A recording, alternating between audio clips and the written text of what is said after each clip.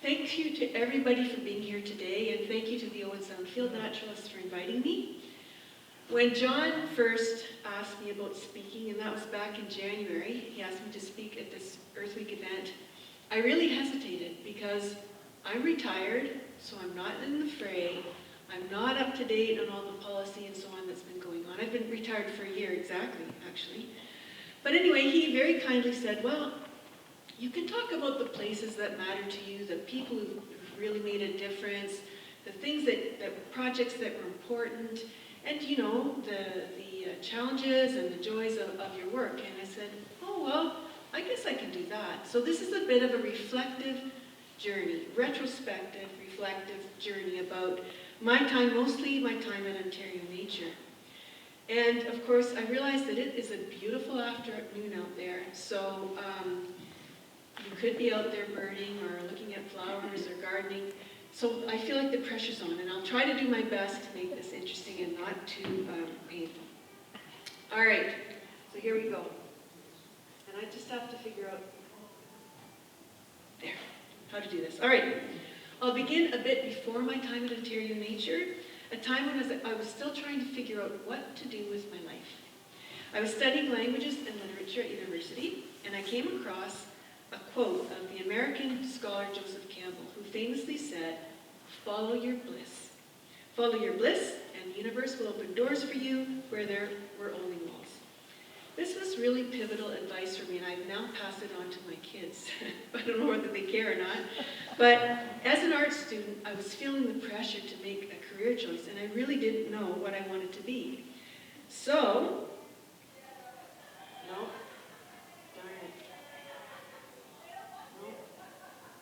That's the one.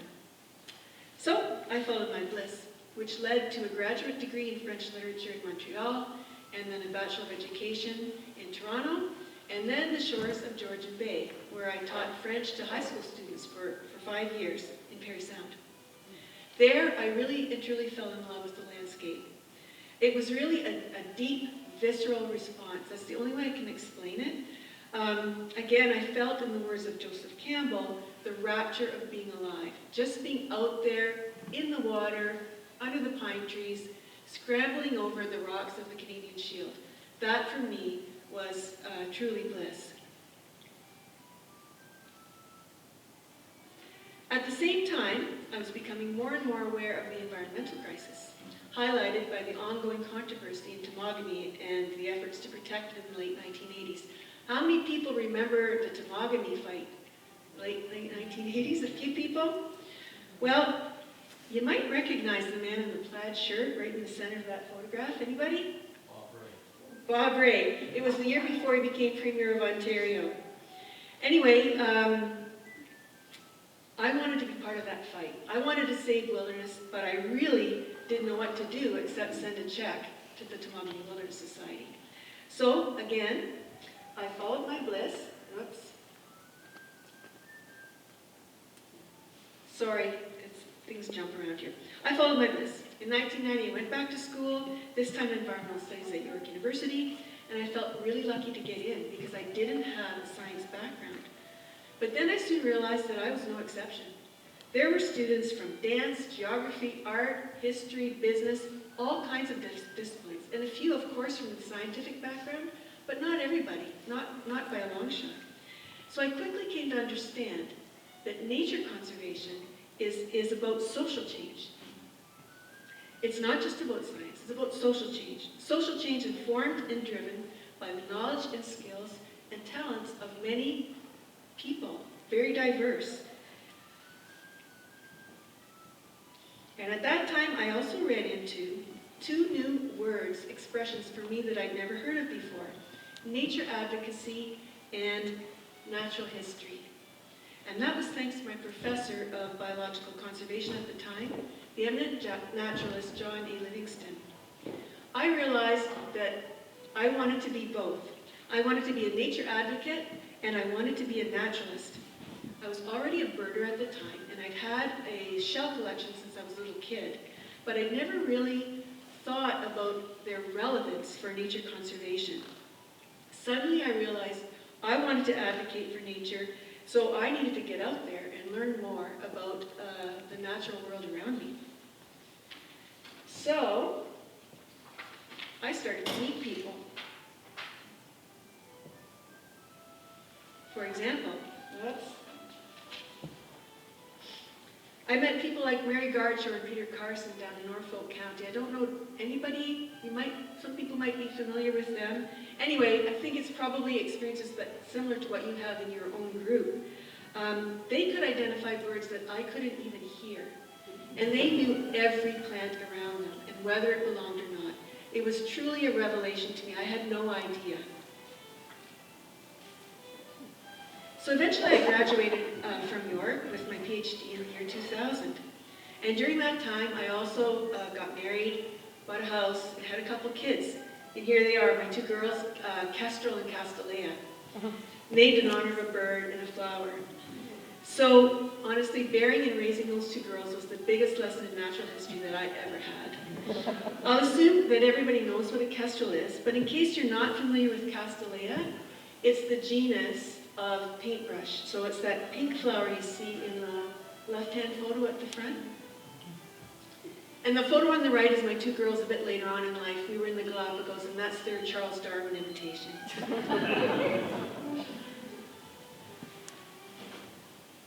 After graduation, I dove headfirst into my career of Rapture and Resistance. For a few years, I worked as an environmental researcher, writer, and editor for a number of environmental organizations like Evergreen, David Suzuki Foundation, CPAW's Wildlands League, and of course, Ontario Nature. Then in 2007, Caroline Schultz, who was the executive director at Ontario Nature, hired me as the Director of Conservation and Education. So I'm one of those lucky people who love their job from beginning to end. For me, it was 17 wonderful, fulfilling years. One of my first opportunities was to establish the Nature Guardians program. And it was just the ticket for me in terms of joy and optimism. So much fire and commitment, so many ideas, and so much love among those people who were involved. What struck me most was how eager and grateful these young people were for an opportunity to meet like-minded youth who shared their care and concern for the natural world. At their high schools, they felt somewhat isolated and alone in their environmental interests. But through Ontario Nature's annual Youth Summit, youth retreats, Nature Guardians events, and through participating in the Youth Council, they had opportunities to meet, work, and have fun with kindred spirits, both among their peers and on staff at Ontario Nature.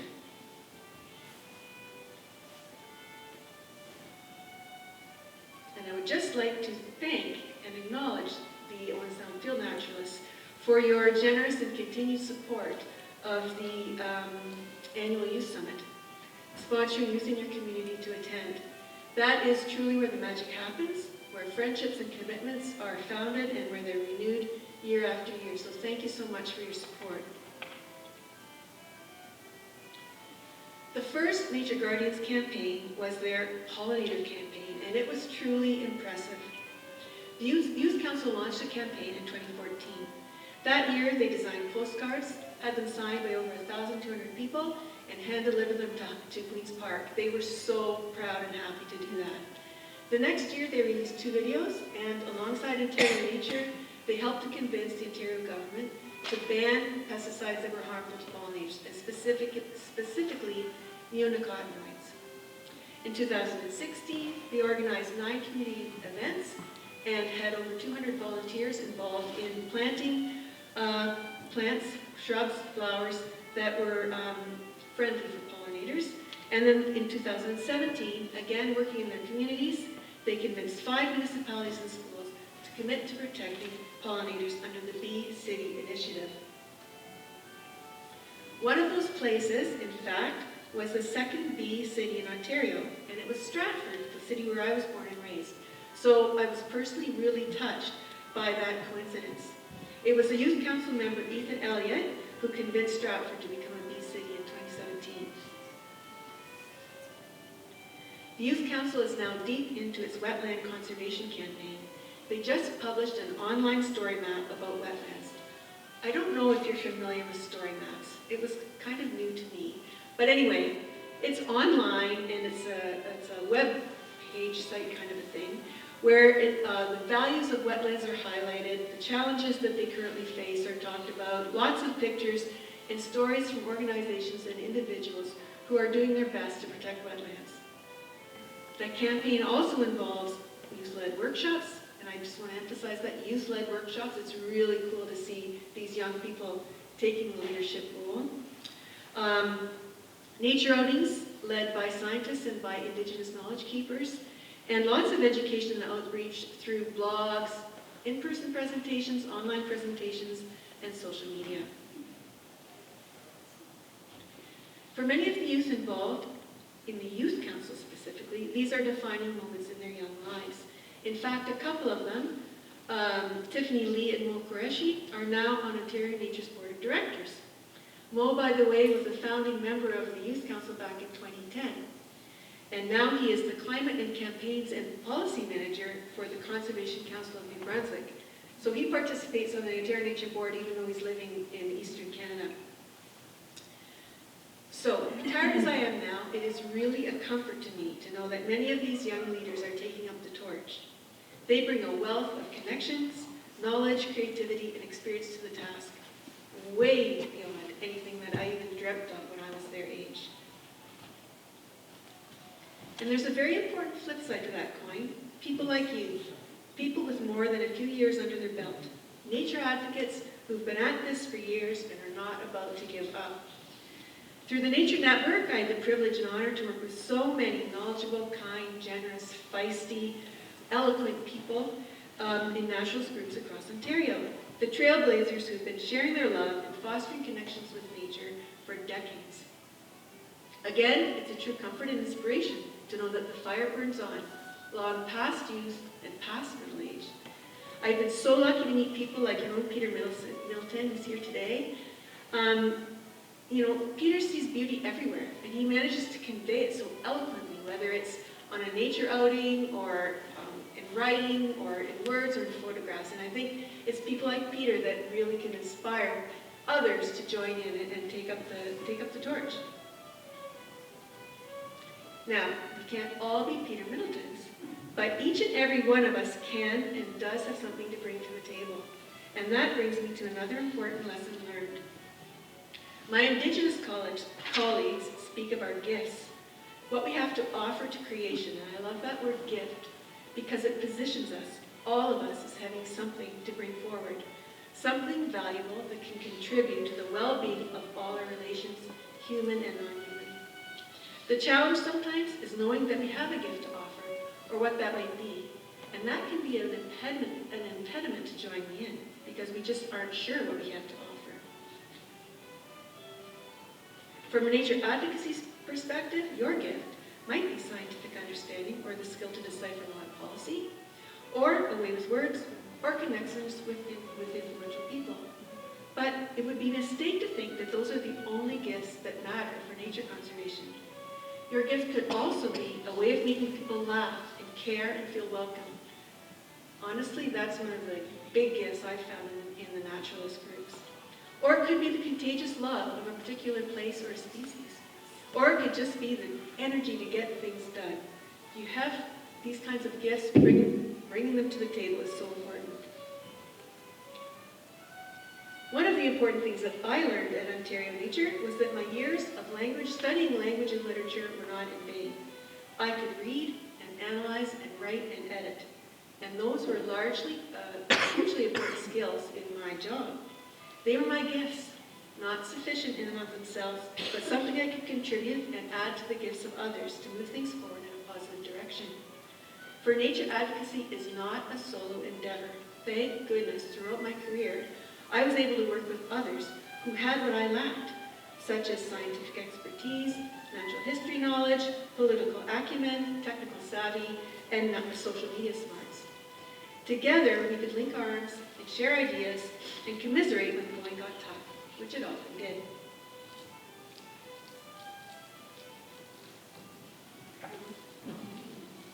Don't you just love that creature? How could you not love him or her? One of my happier moments is in 2017, when working with conservation partners and supporters, we convinced the provincial government to ban the hunting of snapping turtles in Ontario. It was on the endangered species list, but it was still being legally hunted. And to my point about bringing gifts to the table, that moment involved numerous people with a variety of skills, and it was many years in the making.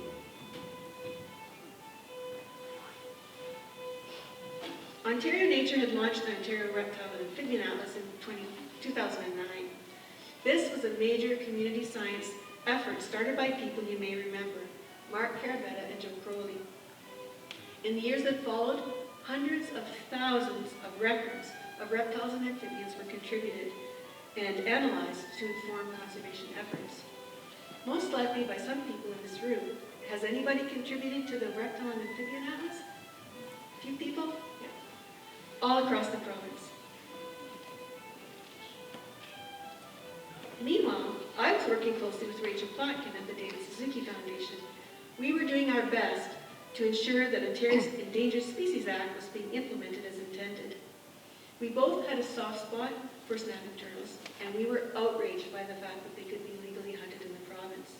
So leaning heavily on the scientific expertise of Ontario Nature staff and other colleagues, in 2012 we put together our case for ending the hunt in a joint publication, The Road to Extinction. It took another 5 years for our advocacy to bear fruit, involving letters to ministers, petitions, opinion editorials, action alerts, blogs, the usual. But anyway, we were also fortunate because the press and the Environment Commissioner of Ontario were also keeping the issue in the public eye. So, this is another lesson learned. Conservation needs people inside and outside the halls of power. Some of my greatest joys and learning moments in Ontario Nature came from working with farmers. Many from this community, including Freeman Boyd, Ray McIntyre, and Simon DeBeer. Freeman Boyd was on the board of directors at Ontario Nature during my very first years there, and from him I learned a very important lesson, that society should not expect farmers to bear the financial burden of protecting nature on their properties. We need to recognize and financially support their conservation efforts. And he told me in no uncertain terms that to think otherwise was simply ignorant. So, fortunately for me, I met another farmer, this one from Norfolk County, Brian Kilvasey. Actually, I first met Brian at a meeting up here in Grey County that was organized by Ontario Nature. Brian told us all about the alternative land use services, an approach to incentivizing habitat creation on farmland. This is the ALICE program, which I expect many of you have heard of. ALICE? A few people? Okay. Well, thanks to the efforts of Ray McIntyre, Simon DeBeer, and other farmers, the ALICE program was piloted in Grey and Bruce counties in 2012. It blossomed into a partnership between ALICE and the Grey Agricultural Services Centre. Coordinated by Keith and Joni Reed, ALICE Grey Bruce currently supports projects such as wetland and grassland creation, tree planting, buffer enhancement, pollinator habitat creation, exclusion fencing, and much more. One of the important benefits provided by ALICE farmers is carbon sequestration, which is a new focus of the ALICE program. But what has moved and inspired me most was that the farmers that I knew loved land. We shared an ethic of care upon which to build trust and bring our gifts to the table. Yes, the economic incentive is important, but farmers like Simon and Lainey DeBeer truly care. They want to do their utmost for bubblings and bumblebees and all the rest. For me, it's been so comforting to see the way that farm and environmental organizations have come together in recent years to fight some of the negative policies and decisions coming out of Queen's Park. And that includes, the big three credited farm organizations, Christian Farmers, National Farmers Union, and the Ontario Federation of Agriculture, working alongside and with environmentalists. It's been really lovely to see. Whoops, darn it. Another deep source of learning and hope for me has come from working with Indigenous colleagues. It's been challenging but rewarding, and for me, it's a journey without end. The challenge and the opportunity lie in respectful collaboration across cultures. That requires honest dialogue to build understanding and relationships of respect and trust. It also requires hope, humility, and patience to see things through. Some of you might recognize the man in the orange vest and hat. That is McTone, an elder from the Chippewas of Nawash unceded First Nation. Or you might recognize the hatless man in the orange vest, Yarrow Yalla, a first-rate ecologist who lives and works on the peninsula. The two of them work together a lot, and they're an inspiring example of cross-cultural collaboration and friendship. This photo with McTone and Yarrow was from a meeting we held to discuss protected areas in Bruce National Park, co-hosted with the Saugeen Ojibwe Environment Office. Many of Ontario Nature's efforts during my time there revolved around building opportunities for cross-cultural dialogue. Between 2016 and 2019, we partnered with the Walpole Island Land Trust, Planning Canada, and the Indigenous Environmental Institute out of Trent University. We're trying together to advance that dialogue. So together we hosted 4 large cross-cultural gatherings to share perspectives on conservation offsetting, protected areas, and climate change. The insights and outcomes from those gatherings are recorded in videos and in these reports available on the Ontario Nature website if anybody would like to know more. In 2016, at our first gathering, there were members from 11 Indigenous nations involved. By 2019, at the last gathering, there were members of 20 Indigenous nations involved. Similarly, participation of conservation and environmental organizations also doubled during that time. There was a strong and growing interest, and I was proud to see Ontario Nature and our partners bringing people together to share ideas, and especially to build relationships and sow seeds of hope. The fruit of this work can be seen in many ways. For example, it led to the creation of the Youth Circle for Mother Earth program, launched in 2019, again in partnership with the Indigenous Environmental Institute from Trent, Planning Canada, and Walpole Island Land Trust. This program was a direct result of having included youth at our 2018 gathering in London. There, the youth panel, whom you see in the top photo, spoke about the need to include youth in conversations, networks, and decision-making.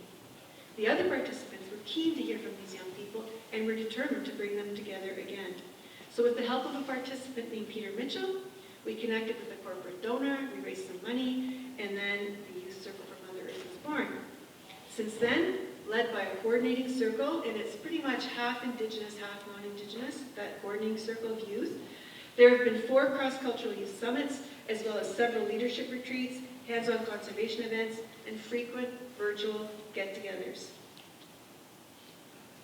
These early dialogues also made their mark on Ontario Nature's Community Science Program. An important part of the Ontario Breeding Bird Atlas is the Two-Eyed Seeing project to share knowledge of Ontario's breeding birds. Anybody here involved in the latest Atlas? Atlas 3? A few people? Okay.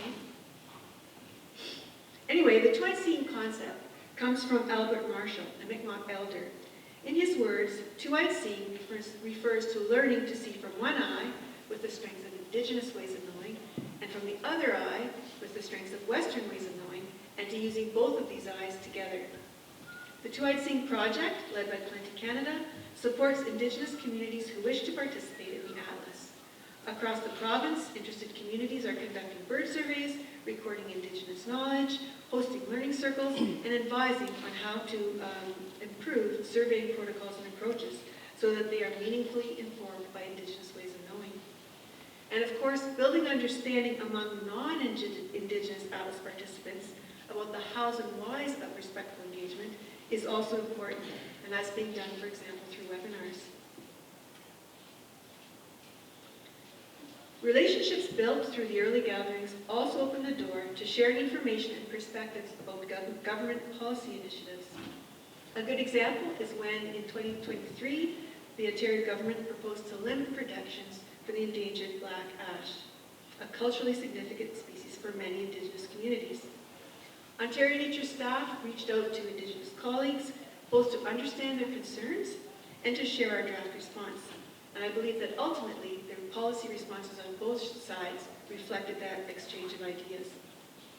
Really, it's very early days still, and these collaborative efforts are only beginning, but I hope and trust that they will continue. What that will require is taking time to listen and learn and build relationships.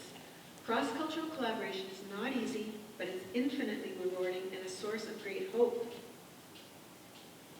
And speaking of hope, to understand what I mean, I can't do better than recommend that you read Braiding Sweetgrass by Robin Wall Kimmerer. She's a mother, scientist, author, and enrolled member of the Citizen Potawatomi Nation. One of her key messages is that we humans belong. Nature loves us, and we have a responsibility to reciprocate that love. For years now, I've had these words of hers on my fridge that you see there on the slide. Plants know how to make food and medicine from light and water, and then they give it away. I love that quote because it reminds me of that sacred relationship and that there are other ways of knowing and being in the world. And now it's time for the resistance portion of my presentation. I haven't spoken yet about the trying times, not much anyway. And that's because I'm reluctant to really dwell too much on the threats and challenges we face, which are well known. The big picture, of course, is one of continued biodiversity loss and climate change. Last month, for example, the 2025 U.S. State of the Birds Report was released. It revealed, and I quote, continued widespread declines in American bird populations across all mainland and marine habitats. That is pretty grim. And how is society responding to the biodiversity and climate crisis? Well, in Ontario, our provincial government is responding by gutting our environmental laws and policies. The past several years have been quite painful for me personally and for everyone who's been involved in bringing about improvements to our environmental regulations. The Endangered Species Act, the Growth Plan, the Greenbelt Plan, the Provincial Policy Statement, and the Wetland Conservation Strategy are all prime examples of great policy recently overturned. It's grim out there. Actually, it's heartbreaking. And it looks, I hate to say this, but it looks like the wave of environmental deregulation is not over. Just over a week ago, on April 17th, the Government of Ontario tabled Bill 5, the Protect Ontario by Unleashing Our Economy Act. It's another omnibus bill. That means it amends many pieces of legislation at one and the same time. In one of those pieces of legislation is the Endangered Species Act. The proposal is to immediately amend the ESA and then quickly repeal it and replace it with a new one. It is a blatantly pro-development agenda. The government says it is aiming to help speed up project timelines and provide greater certainty for proponents, that's project proponents. Instead of waiting for the ministry to approve permits, most proponents will be able to begin an activity immediately after registering. What this means, in terms of impacts on endangered species, is that there would be no government review or approval of a specific project proposal prior to its going ahead. Rather, there would be some general conditions set out in a regulation that a company would have to respect, but nothing specific to a particular project or situation or species. After the fact, once the project is already underway, the ministry may or may not check to see whether the company has met the conditions. And given the way these ministries are funded, my guess is, well, based on past experience, on records to date, there's not going to be a lot of checking going on. A number of key definitions would also be changed in the Endangered Species Act, and that includes the definition of habitat. With the changes, the area of habitat to be protected would be dramatically, and I would say fatally, reduced. Currently, habitat is defined broadly in the ESA as an area on which the species depends, directly or indirectly, to carry on its life processes. So a very nice broad definition. With the proposed amendments, habitat for an animal would be defined as the animal's dwelling place, so its den or nest, that kind of thing, and the area immediately surrounding it. For vascular plants, it would be the critical root zone surrounding a member of the species. So, given that habitat loss and degradation are the #1 drivers of species decline, I think it's pretty obvious that these changes will be terrible news. Another amendment to the ESA would remove the requirements to develop recovery strategies and management plans, government response statements, and reviews of progress. And these are all direct quotes out of the government's posting online. I'm not making this up. In other words, the government is abandoning oversight and foresight of species at risk. To heck with planning, to heck with monitoring of outcomes. I don't pretend to understand the ins and outs of every aspect of Bill 5, but what I do understand truly alarms me. And I'm sure that you'll soon be hearing more about this from Tony Morris and the team at Ontario Nature. So, one thing that I've learned from this painful experience, ongoing painful experience, is that the work of nature advocates is never done. As Rachel Carson once said, conservation is a cause that has no end. There's no point at which we will say our work is finished. She's absolutely right, and we can never rest on our laurels. The work of the nature advocate requires constant vigilance, as Matt Moody would say. All right, any Harry Potter fans in the crowd? Okay. How about Lord of the Rings fans? Any fans in the crowd? A few? Okay, good. Now, I have a request. I'm going to ask one of those people who put up their hand whether they can read that quotation on the screen, simply because when I read it, I get too choked up and I really don't want to cry in front of you today. You want somebody to read it? Yes, just read that out. It's a beautiful quote. It's like in the great stories, Mr. Frodo, the ones that really mattered. Full of darkness and danger they were. And sometimes you didn't want to know the end. Because how could the end be happy? How could the world go back to the way it was when so much bad had happened? But in the end, it's only a passing thing, this shadow. Even darkness is past. A new day will come. Folk in those stories had lots of chances of turning back. Only they didn't. They kept going because they were holding on to something. That there is some good in this world and it's worth fighting for. Wow, beautiful done. Aren't those wonderful words? Anyway, you know it's not time to give up hope for the reason that Samwise Gamgee explains to Frodo. But how do we keep going? Oh no. Uh-oh. Sorry.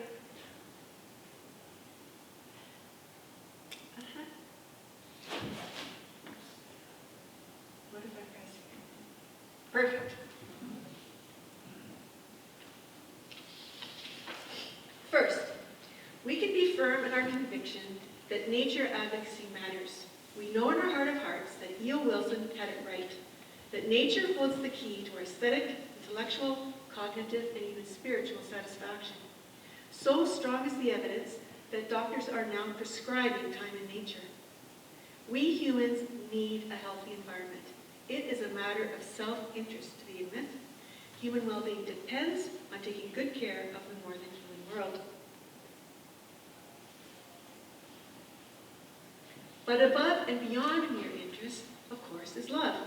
Love for particular places and birds and flowers and all the other wonders of the natural world. As Canadian folk singer James Sibley would say, we're bound by the beauty and by the duty to stand up for those that we love. That is a beautiful song, by the way, if you don't know it. And there's a flip side to that, of course, a vital flip side. We, nature lovers, are lucky because we can turn to the natural world itself for the strength that we need. Again, in the words of Rachel Carson, those who contemplate the beauty of the earth find reserves of strength that will endure as long as life lasts. And isn't that the truth? Another source of strength and motivation is the fact that we're not alone.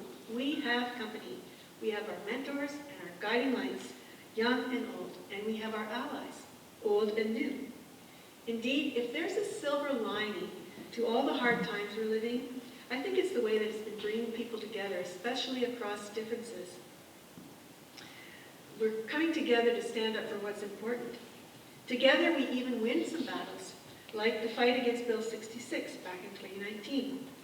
People came out of the woodwork on that issue, including friends of mine who had never in their lives participated in a protest. And it wasn't because I asked them to, they just told me about it afterwards. Together, we stood up, we voiced our opposition, and we convinced the government of Ontario to back down on a proposal that would have dramatically weakened protections for farmland and natural areas. A great example of a new cross-sectoral collaboration is the Alliance for a Livable Ontario. It's an umbrella organization with members and supporters from many sectors: agriculture, urban planning, business, housing affordability, environment, healthcare, academia, and much more. The Alliance is seeking to ensure that communities are vibrant, healthy, affordable, climate resilient, and surrounded by permanently protected farmland and natural areas. That's the goal around which all of these different groups are aligned. And the Alliance is premised on the assumption that together we can make a difference by communicating our messages loudly, effectively, and powerfully. So, if you're interested, you can join as an individual or as an organization. I think we can take comfort in these words of American author Ursula K. Le Guin, who wrote something along the lines of Samwise, actually, who wrote, "No darkness lasts forever, and even then there are stars." And I think the Alliance is one of those stars. Other stars include the battles we've won, even in recent dark times, like forcing the government to back down and return 7,400 acres of farmland and natural areas to the Greenbelt. That was in 2023. Or having the Court of Appeal uphold the conviction of the town of South Bruce Peninsula for damaging Piper plover habitat at Sauble Beach. That was in 2022. Or having the court declare that the government of Ontario broke the law when it failed to comply with the public consultation requirements of Ontario's Environmental Bill of Rights. That was in 2021. Or successfully protecting the Duffins Creek provincially significant wetland from imminent development. That was also in 2021. These stars were lit by multiple groups and individuals who brought the gifts to the table. That includes, of course, the legal expertise of EcoJustice and the Canadian Environmental Law Association, who did all of their legal work pro bono. Along with the battles won are other stars that shine out there too. For Ontario Nature, that includes protecting habitat through additions to the nature reserves system. That's one of the great things about being a land trust. Even when the government is tearing apart environmental laws and policies, there are other ways to conserve wild species and wild spaces. Purchasing, expanding, and restoring nature reserves is one of them. And let's not forget that the stars will shine even brighter still when environmental groups like Ontario Nature host events with Indigenous colleagues to advance reconciliation. Or when more groups join the Nature Network, which is happening every year. Or when thousands of individuals add their voices to advocacy campaigns through action alerts and petitions. Or when accessible trails are built in protected areas, enabling more people to connect with nature. Or when youth and community partners host hands-on conservation volunteering events, as happens every year with the Nature Network and the Youth Council. And when Starfish Canada recognizes members of our Youth Council in its list of top environmental leaders under the age of 25. Lots of stars shining out there. At the end of the day, standing up for nature is not a question of blind optimism, even though it can certainly feel like that.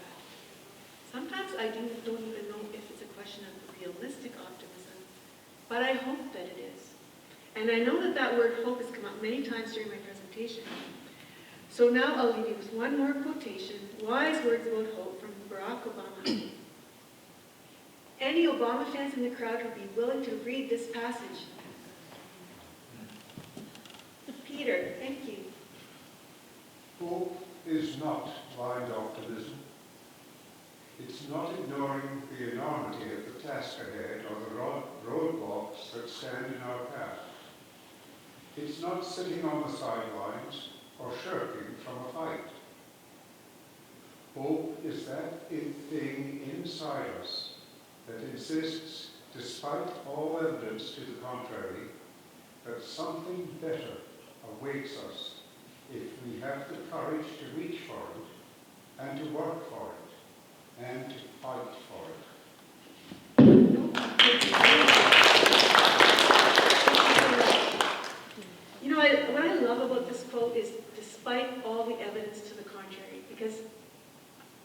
I see so much evidence of things that are depressing and discouraging, but hope holds us up against these things. And that's basically my message of optimism for the crowd. I hope it's strong enough. And that's it for my presentation. So I'm just going to say thank you, and I'll take any questions or comments. But before I do, I just have one thing to say. I probably don't even need to say it, but if you haven't voted yet, be sure to get out there and vote. Vote for nature. Vote for people who will stand up for the natural world. Okay, so that's it. Any questions or comments?